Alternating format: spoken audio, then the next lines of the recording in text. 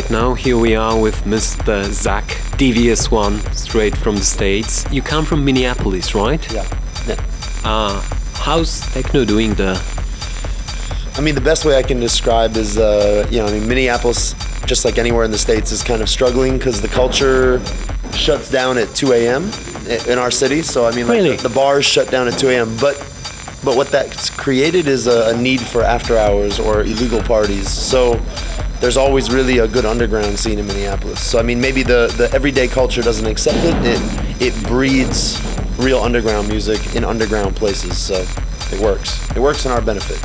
Okay. So, how could you best describe the difference between the European scene and the scene in the States? You know, I just had this discussion with somebody. Kind of in the European scene, I think a lot of the kids kind of take it for granted because as they hit the age, they're allowed to go to clubs, festivals. It's a part of the everyday culture, so it's just it kind of comes with everything. And in the States, if you want to do something or be a part of something, you have to find it. Sometimes you have to throw it. You have to put it together. You have to learn how to do all the aspects of it.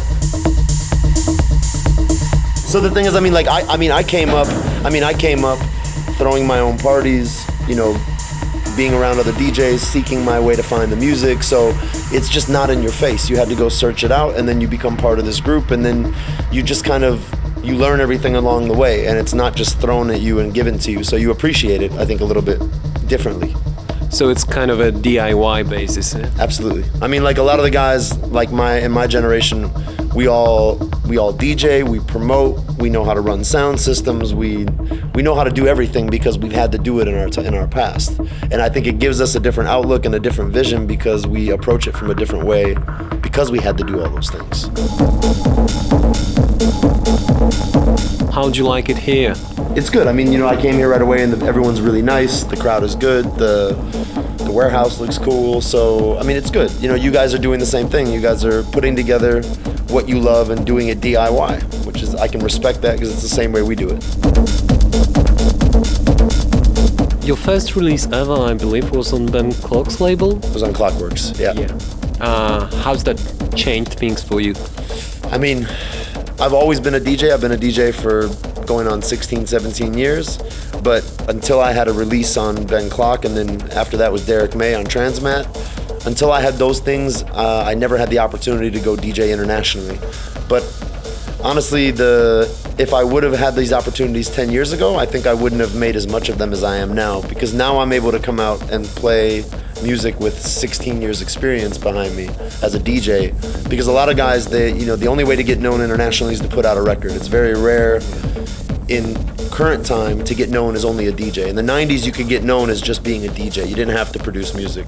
But now it's a little bit different. So a lot of guys put out records, they go to perform, and honestly, they're really boring. They don't have any performance experience behind them. They don't really know how to rock a party. In the end, you can make records all day long, but a DJ is the one who saves the party. I mean, that's kind of how it works. You know, the classic, a DJ saved my life, you know, last night. So it just kind of, it falls in the hands of the DJ. What does the future hold for DVS1? Any stuff in the pipeline? I mean, honestly, I don't plan anything.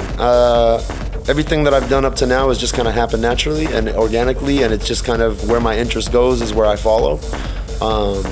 Right now, I'm really happy to be DJing. I'm really happy to be having opportunities to perform and play around the world, and I'm gonna ride the train until they kick me off, you know? So right now, I'm having a really good time and I'm enjoying it, and I'm really blessed to have the opportunities I have right now. So no complaints. We are here in Białystok on Up to Date Festival. Yeah. What do you think is up to date? Can you name me something specifically which you could call, like, music-wise, obviously? That's an interesting question. Without going too deep, I mean, up to date, I mean, you could look at that as being current. You could look at that as being today. You could also look at it as, being up to date on your history. So I'm gonna almost throw it somewhere in the middle. I think being up to date to me means that you're aware of what's in the past, you're aware of what's current, and you kind of work your magic between the two. So for me, I'd say I'm up to date. Most definitely. All right, cool. Thank you so much. Thank you.